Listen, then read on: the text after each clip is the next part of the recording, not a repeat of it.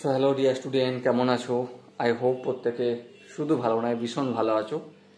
স্ক্রিনের ওপর একটা প্রশ্ন দেখা যাচ্ছে, তাই না? প্রশ্নটা আমরা মন দিয়ে পড়বো, বুঝবো, তারপর করার চেষ্টা করব। ওকে, কি লেখা আছে দেখো।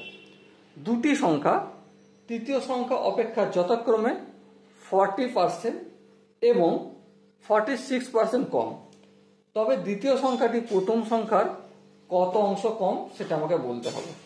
বেশ, সেসব কিছু বলবো, কিন্তু আগে একটা কথা বলো, দুটি সংখ্যা তৃতীয় সংখ্যা অপেক্ষা কম বলছে, তো তাহলে তৃতীয় সংখ্যাটা আমি এখানে ধরে নিচ্ছি। কি ধরে নেব? তৃতীয় সংখ্যাটা আমি এক্স ধরে নিলাম। বলো, কোনো আপত্তি আছে? আই হোপ কার আপত্তি থাকার কথা না। এবার আমাকে বলো, তাহলে দ্বিতীয় সংখ্যা আর প্রথম সংখ্যা কত হবে? দেখো, প্রথম সংখ্যাটা কি দ্বিতীয় সংখ্যা থেকে কত কম? 40%। তাহলে এক্স হচ্ছে তৃতীয় সংখ্যা থেকে কম, কত কম? 40%। তাহলে এক্স মাইনাস এক্স এর 40%। ওকে, এটা হচ্ছে প্রথম সংখ্যা। আর দ্বিতীয় সংখ্যা কত? দ্বিতীয় সংখ্যা হচ্ছে তৃতীয় সংখ্যা থেকে 46% কম, মানে এক্স মাইনাস এক্স এর 46%। এরপর ক্যালকুলেশন করলে আমরা প্রথম সংখ্যা দ্বিতীয় সংখ্যা পেয়ে যাব। চলো ফটাফট করে ক্যালকুলেশনটা করে নাও। এক্স হবে মাইনাস এক্স ইন্টু 40/100।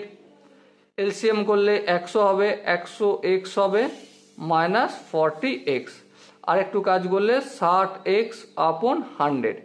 এখানটা যদি একটু ক্যালকুলেশন করি, x minus x into 46/100।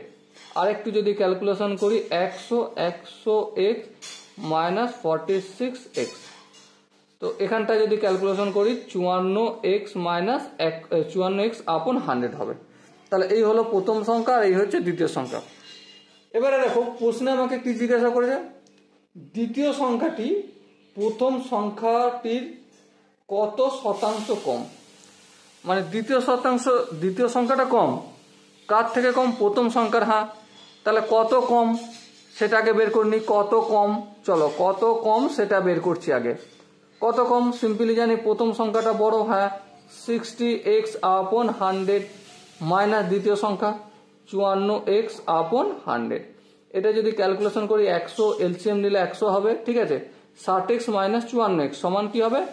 6x হবে। তাহলে কত কম সেটা বের করেছি। হ্যাঁ, কত কম বের করেছি। এবারে এটা আমাকে কিসে প্রমাণ করতে হবে, কিসে দেখাতে হবে? শতাংশে। ঠিক আছে, শতাংশে দেখানোর সূত্র কি? নিচে কোনটাকে লিখবো? নিচে লিখবো যার সাথে তুলনা করা হবে। কার সাথে তুলনা করেছে?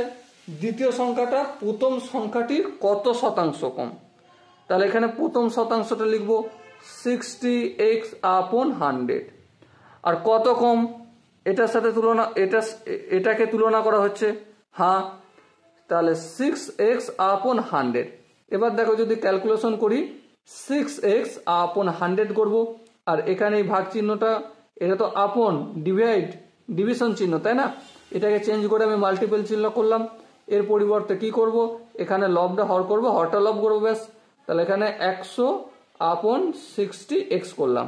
এবার দেখো, এই 100 কেটে দিলাম, এই এক্স কাটলাম, 6×1 = 6, 6×10 = 60। সো কি পেলাম? 1/10 পেলাম। ঠিক আছে, এরপর আমি একটা কাজ করব। কি কাজ? উপরে 100 আনবো। ভুল করেছি, হ্যাঁ ভুল করেছি।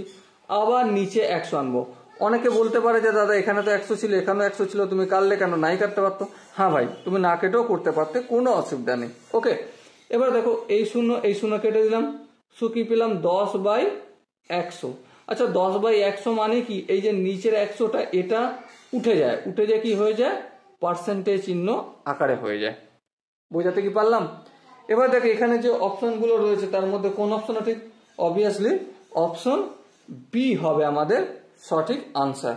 ওকে, সো আই হোপ এই কোশ্চেনের কনসেপ্টটা প্রত্যেকে বুঝতে পেরেছো।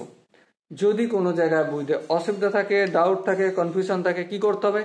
কমেন্ট সেশন রয়েছে, কমেন্টে অবশ্যই জানাতে হবে। ওকে, আর দেখা হচ্ছে নেক্সট সেশনে। ততক্ষণ পর্যন্ত ভালো থেকো, সুস্থ থেকো এবং জয় হিন্দ।